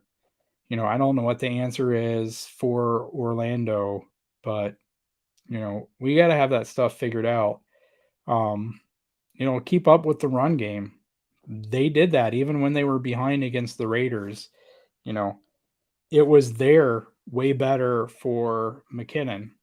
I don't know if that'll be the case this week or not against the Bills, but if it is, I want to see the offensive coaches adjust to that more and stop feeding CEH.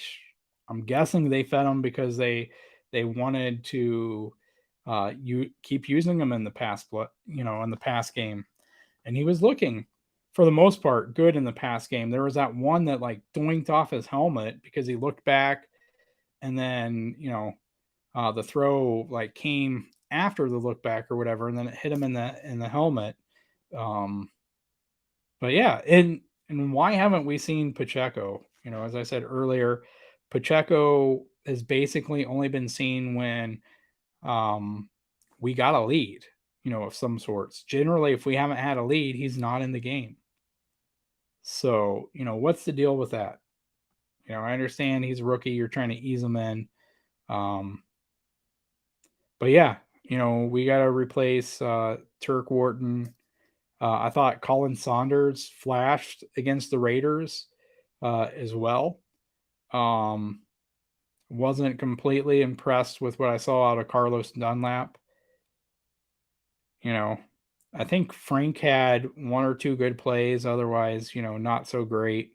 But yeah, Saunders, Jones, looked good. Nick Bolton looked great. I kind of went back and forth on Leo Chenal. I thought Darius Harris, has been looking great. And yeah, we're going to find out. We're going to find out what Joshua Williams is all about. We're going to find out what Bush is all about, in the secondary. And we're going to find out what Spags does differently in this game without Cook to have in the box some and to have back there with Thornhill so that you can have Reed in the box. The one thing that was clear is he trusts Reed and he trusts Cook against the run. And he doesn't really trust Thornhill as much. And from what I've seen of Thornhill's tackling, that's for good reason. Where I've seen Thornhill flash is he's fast, right? We've seen the last couple of weeks, he's flashed, with his speed. If there's a pass that needs to be broken up or if ground needs to be covered, he's generally been fast enough to get it. So, playing him as the deep man, that's also something I guess I noticed the Raiders were doing the second half of the game. Not even second half, the last drive or so of the first half, they were playing at least one safety deep. We're talking between 20, even 30 yards on a couple plays pre-snap, so they were definitely respecting the Chiefs taking trying to have a quick strike offense and score before halftime. And Mahomes was challenging them on that. Like he wasn't shying away from them having a safety 30 yards deep. So anyway, yeah, that's about all I have for the all 22.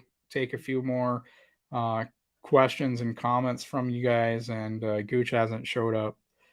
So probably going to call it quits here in a few minutes. I see Knight's with us.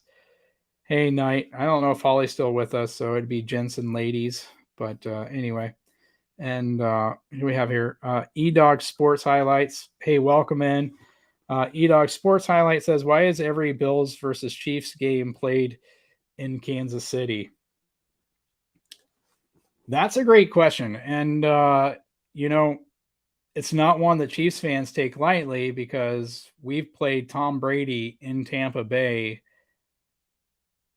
I think every time since he went to Tampa Bay, right? Including the Super Bowl, which is what it is. But yeah, I actually am planning to put out a video since our last live. Anyone watching, knows that Aaron and I kind of got in a little bit of back and forth when he suggested that the NFL, purposely rigs our. I don't want to put words in his mouth. So, but the idea for me was like the NFL, purposely manipulates the schedule so that we always have to play Tom Brady in Tampa Bay. And so, the reality is that um, there there's a pretty structured way that the schedules get made. Um, and sometimes things like this, and I'm not going to say it's fair because Chiefs fans, we don't think it's fair that Tom Brady hasn't had to, and the Bucks haven't had to come to Arrowhead and play. But it's like the way that the schedule is structured, to where it's all there, on paper, explaining it ahead of time to where we can't really argue that. Um, and I'm kind of giving away the video, but that's basically it. Where teams get the advantage, however, can be on the rest that they get between opponents. And if you get Warren Sharp's football preview book, I don't remember the exact title of it, that he comes out with every year. He has a page or two where he goes over the advantage that every single team gets or the disadvantage they have throughout their 17 game schedule, as far as it comes to breaks. How many teams are they playing coming off a bye? How many days off do they get? You know, all these different things to look at, which teams are getting an advantage in their breaks, and how many days they play between opponents and all of that. And so there's definitely an advantage and disadvantages there for various teams. And part of that comes from, and the NFL uses like computers or something to simulate. I think it's like 200 million some different schedule possibilities, and then they go through and they try. This is where the subjectivity part comes in. Like they try to pick the ones that look the best. Like there's a group of think of like 5 people, and they go through and they try to pick the schedules that to them look like it produces the best weekly matchups or whatever. And so that's part of it. But yeah, I'll try to make sure I get that video out this week. Hopefully I'm not too busy to do that. But yeah, um, I wanted to give that an honest and try to be as balanced and fair answer as possible, because the reality is Chiefs fans ask the same question about why uh, Tampa Bay hasn't had to come to Tampa Bay, and Tom Brady hasn't had to come to Arrowhead and play the Chiefs. So um, Knight says playoff games, it's because of seeding. Yeah, obviously. Regular season is because they switch back and forth. Yeah, there you can go Google and you can read it more in depth, or you can wait for me to have to explain it on a video. So Holly says she's still here. Um, Holly, I got your back, ladies and gentlemen. Of course, Knight gave you your title of queen. So Knight says it's 3 things. One is it's a key matchup, and second, other events are scheduled in both team stadiums. Yeah, sometimes you will play 3 games in a row at Tampa because there are other events at Arrowhead. Um, from what I read, it shouldn't be a matter of that, but um, yeah, I'd have to find the article, and I haven't. I was reading one thing the other day in preparation for for the video just to give myself a refresher. And of course, things changed when they added the 17th game as well. So they had one way they were doing things. Adding the 17th game, has changed that. So brushing up on all of that. But at one point there was like you play, if you're the division winner or you're the AFC champion, you play, obviously you play like the other number one teams in the different divisions and things like that, right? And then it's a matter of which one you play at home versus which one you play away. And so, but yeah, at the end of the day, they absolutely do have to look at scheduling as well. Um, you know, you have Royals baseball, into September. Uh, I'm not a Royals fan, but I'm not going to say not into October and get attacked because, first baseball game I ever went to was uh, at Kauffman, Royals against the Tigers, back when they still had George Brett. And um, I'll never forget the game because I was on first base side, but I'll never forget it because the Royal Bob Hanlon got hit by a pitch and he started to go to first base and then he ran, to the mound. And so there was a fight. So, my first game, I got to see a fight. And so for that reason, the game always stuck out to me. But anyway, yeah, as Knight says, it's a huge compilation of info even before they schedule the committee for the NFL schedule. Yeah, I mean, there's so many factors that they have to consider for this. Like I said, I think the last I heard, I don't know if I was watching a video from the NFL on this or what, but there's like 240 million like different computer schedule simulations that come out. And then I forget what they do to whittle it down because, no human is looking at 240 million schedule possibilities. So I forget what they do there to whittle it down, but I think the computer does it to like 50 or 60 or something like that. And then I believe it's 5 guys who go through each schedule and they try to pick out, like the best 3, 5, 10 or whatever, and then from there decide which one, you know, is the best one. So that's of course where the subjective side comes in, right? The computer handles the objective side of it, and then at the end there is a subjective component to it. And I'll try to find um, I'll try to find that video, try to find the links and make sure, like I said, I'm planning to do the video um, hopefully sometime this week. And because, it is a topic even Chiefs fans talk about. So, but yeah. So Ollie says that's crazy, in regards to schedule selection. Yeah. I mean, we probably would like to think it's an easy process, but yeah. Knight says the people handle what's going to make the NFL the most money is what it comes down to. Yeah, I mean, what they project, right? Yeah.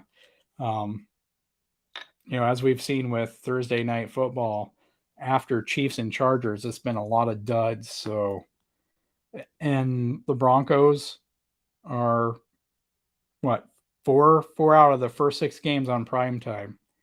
So so clearly the Russell Wilson, making the Broncos relevant at the beginning of the season factor was a dud. I think that should be a given. It's not easy and I'll say this, and I'm not defending the Broncos, I'm not defending the Raiders, I'm not defending half these other teams out there, right? Because but the reality is it's not easy to have a quarterback or head coach switch or both, and make that adjustment. You know, the Broncos, a lot of us used to say the Broncos were quarterback away.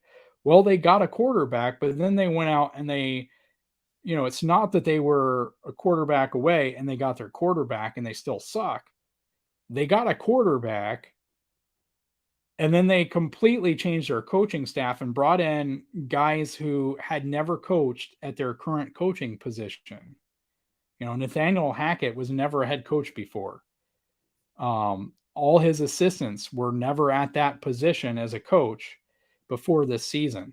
Doesn't mean they haven't done well, a step below, but they had never been at these positions. So, there's something to be said for that. That kind of tells you a team is going to take a while.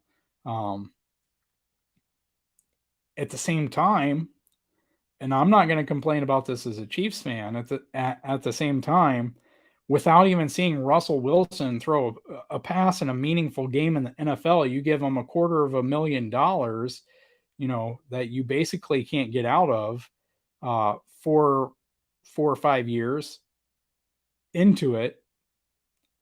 The NFL gives them 4 out of 6 games on prime time to begin the season.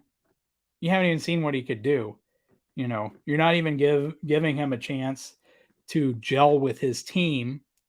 It would have been much more beneficial to give the Broncos those games, mid-season or later, but to do it early on. But as a Chiefs fan, I'm not going to complain. Like, I've said it before, but to me, the Broncos are Pete Davidson. Like, for some reason, women want to date him, but at the end of the day. Anyway, Knight says Bezos is probably crying right now. I don't know if it's true, but I saw during the on Twitter while the Bears and Commanders were playing that it was something like $600 million Bezos was paying for that game. I don't know if that's true or if they were talking about the entirety of what we've seen this year or what, but I thought the tweet said it was for that particular game. If that's the case, if I was Bezos, I would be crying. Knight says, but later in the season, he's going to have some record numbers. Who are we talking about? Russ? Or are we talking about Bezos and Prime? Let's see here. The only exception to that rule is the Chargers. They just get the injury bug every year, and that is just weird, but a fact. Yeah, I mean, it is. They've also kept the same medical staff and training staff, I believe, though. So just saying.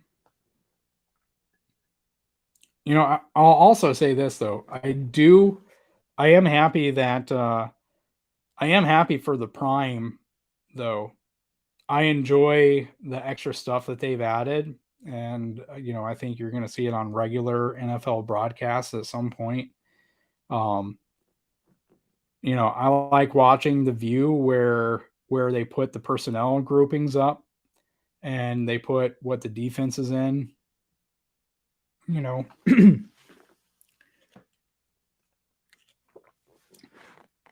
I like it how they highlight the different receivers and tell me who it is. Especially when you're watching the regular feed and it's not zoomed in, and you basically have to watch a play unfold to figure out who the receivers are out there, half the time. So I really like what they've done there. Holly says, so much for the AFC West being touted as the toughest division in football or in the NFL.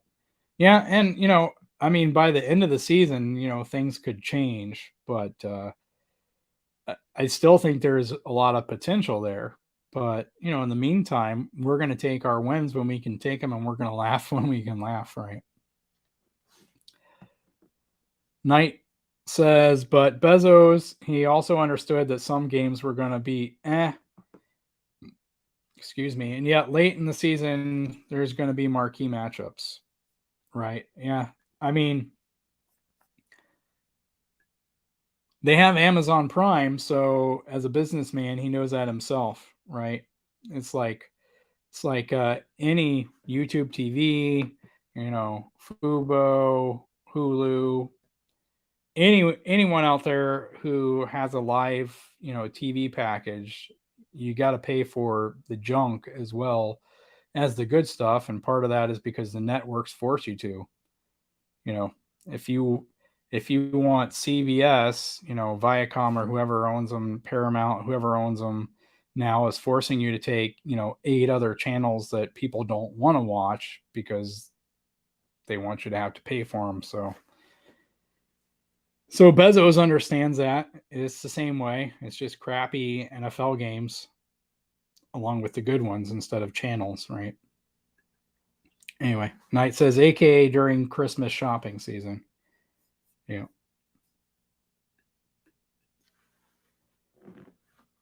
Well, guys, I don't know if I have a whole lot left to say here. Like I said, on offense, I want to see crossers, want to see what we do to help Orlando out, or Wiley, wherever Von Miller is matched up. Did anyone ever hear anything about whether Poyer is playing or not? Because I think if he's not, that's huge. No Hyde and no Poyer, in my opinion, this time around would be a huge issue. But anyway, want to see us run the ball. Want to see McKinnon get some more carries because I thought he looked way better against the Raiders. But ultimately, hot hand. If Clyde is getting 5 or 10 yard chunks, fine. If McKinnon is the one who's getting 5 or 10 yard chunks and Clyde's only getting 2, 3, 4, I'd rather see McKinnon get those carries. I still like to see Pacheco get a few chances, when we don't necessarily have a lead, or it's tied, And then on defense, I think you got to spy Josh Allen. I think you can't give him all the easy stuff because he's fine. I think one area he might have over Pat, and maybe not even anymore, but from what I've seen is that he's fine being patient if he has to, because he knows he'll eventually get something. But they also take chances, and I'm sure seeing the Raiders throw some deep and get some flags out of that they'll probably take even more chances. But they don't seem to be affected by taking chances. We don't really do that a whole lot, but we also, for whatever reason, don't really draw any flags when we go deep. So be interesting to see what they do. Knight says, I want to see us run right at Miller. Yeah, I mean, there's ways to slow him down, right? That's one of them. Could see some screens.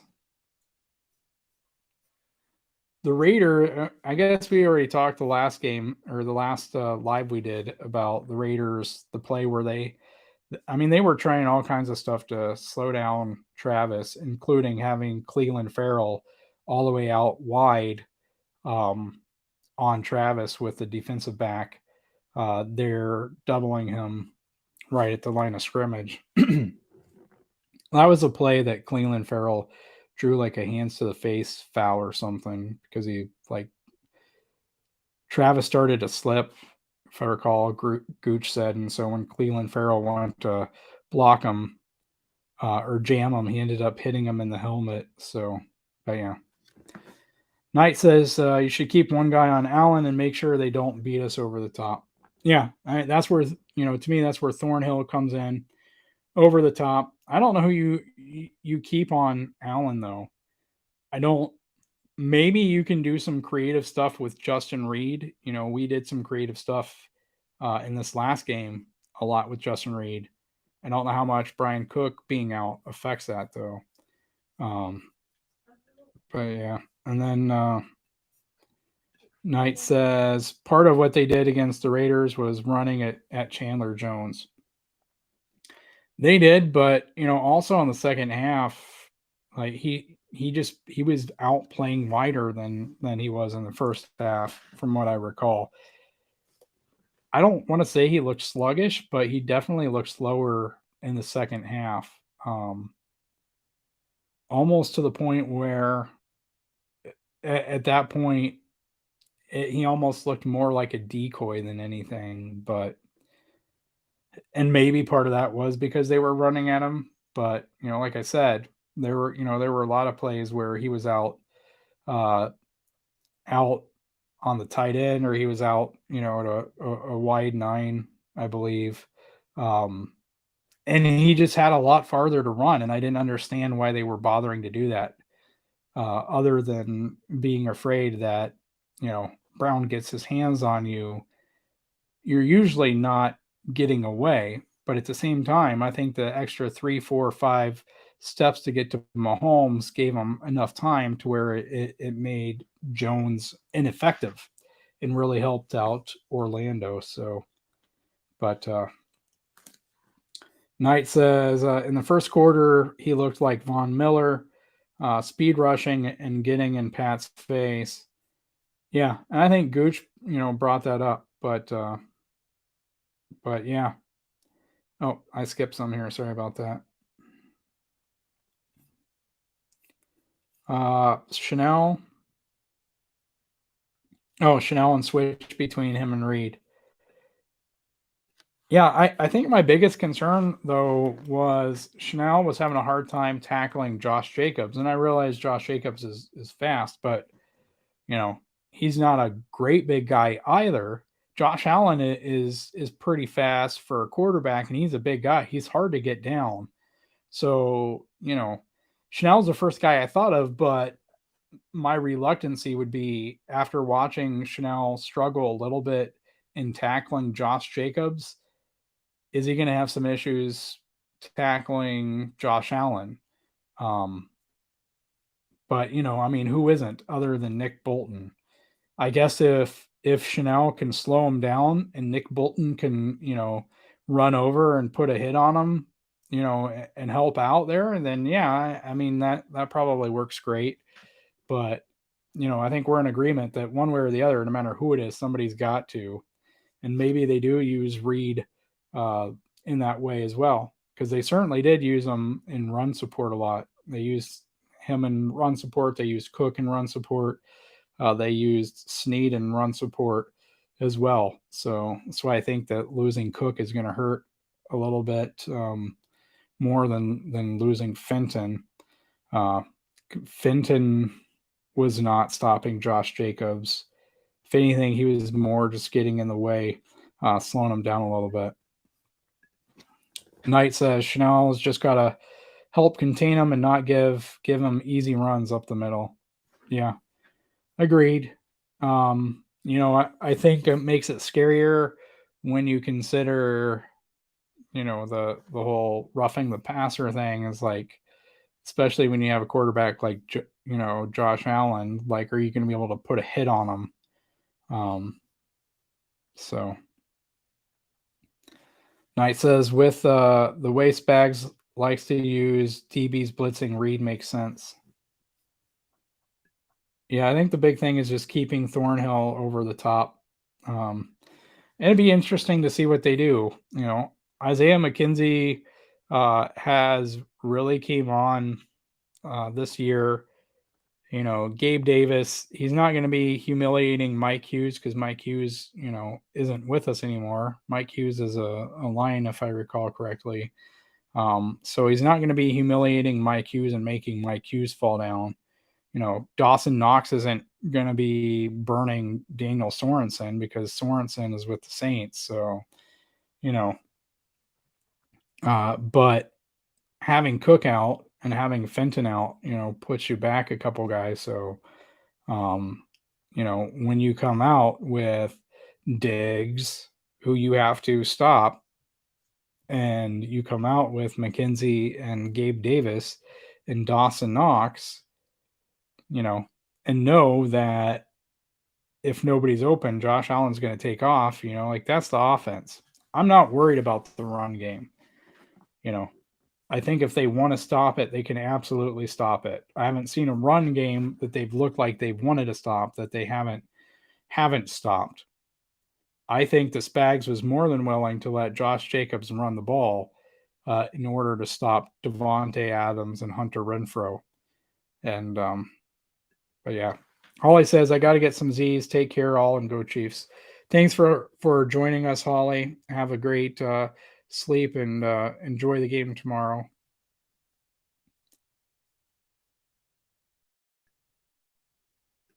Knight says Dangerous Dan is an ain't. Yeah, Saint ain't. Yeah, one thing's for sure, he's not on this team. He's not guarding Dawson Knox.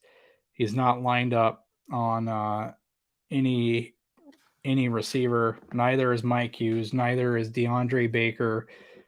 Those three guys are not part of the secondary. So that's not to say someone can't get humiliated or fall, but it's not going to be one of those guys that Josh Allen is going to take advantage of. So it's hard to imagine any defensive back we put out there playing any worse than Mike Hughes, DeAndre Baker, and Daniel Sorensen. And that's all I'm going to say, about that part of it. But we play the Bills again in the playoffs. It's going to be, a different story because you could have a healthy Micah Hyde. You could have, you're probably going to have Tre'Davious White back on that defense. Meanwhile, the Chiefs, if everybody's, assuming everybody stays healthy on both sides, the Chiefs are going to add Mike Dana back. They're going to have Willie Gay back, for a playoff matchup. You'll have Trent McDuffie, Brian Cook, these guys that aren't playing in this matchup, at least theoretically at this point. And all these young guys are going to have a whole season under their belts at this point. So playoff matchup, if it happens, should be a fun one as well. Anyway, Knight says, hey, he made some big plays, but he also gave up more big plays than anyone else. Yeah, if we're talking about Sorensen, yeah, he did. And a lot of those were well before last year. Last year really dropped off, and really some of the things Spags was asking from him weren't fair. So, players all have their limitations, and it's on the defensive coordinator to not put them in a situation where those limitations are exposed. We saw that last year with Sorensen. We've seen that this year with Fenton as well. So, yeah. Knight says we might even get Nyang back too. Yeah, I'm not really hopeful on that. I'm not really hopeful that we would even have high level play from him. Like, this is an area where he's got to show me. He's got to show he can stay healthy, and he's got to show he can play at a high level and stay healthy. So, but yeah, whether he starts and he plays better than Wiley, either way, as long as it creates better depth at right tackle, that's always a positive. No matter which one of the two is starting, as long as they're both healthy, that gives you better depth. So, but yeah.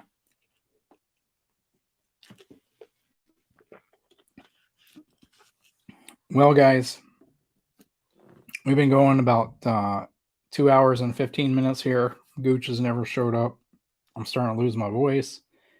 And I got to get some sleep. So I want to thank you guys for watching. Don't forget to hit the like button. We will have a post-game show tomorrow at some point. It might be closer to midnight. It might be closer to probably 7 p.m. After the RGR post-game or whatever. I'll have to talk with Gooch on that one. There's a lot of great Chiefs channels out there. We're not trying to compete with all of them or any of them. So, to me, it's not necessarily beneficial for 3, 4, 5, 6, 7, 8 channels to all go live at the same time. Because, we all have 3, 4, 5, 6, 7, 8 channels we love to watch. So, and we love to jump into those streams. So, anyway, with that said, we'll have our post game reaction at a time that's different than all the other great Chiefs content creators out there. Anyway, thank you guys for staying up late to watch this Bills Chiefs preview. Hopefully, no tables are harmed tomorrow. Make sure you hit the like if you're not already a subscriber and you're watching this.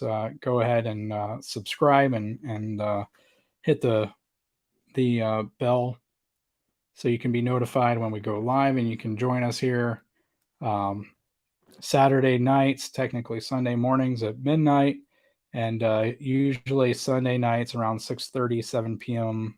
Following the RGR lives as well. And in the future, we look forward to adding more content as our schedules free up. So thank you guys. Have a great one. Go Chiefs. You got your team, and we got a kingdom. Ready for war, we score and win. We're the Super Bowl champs, the king of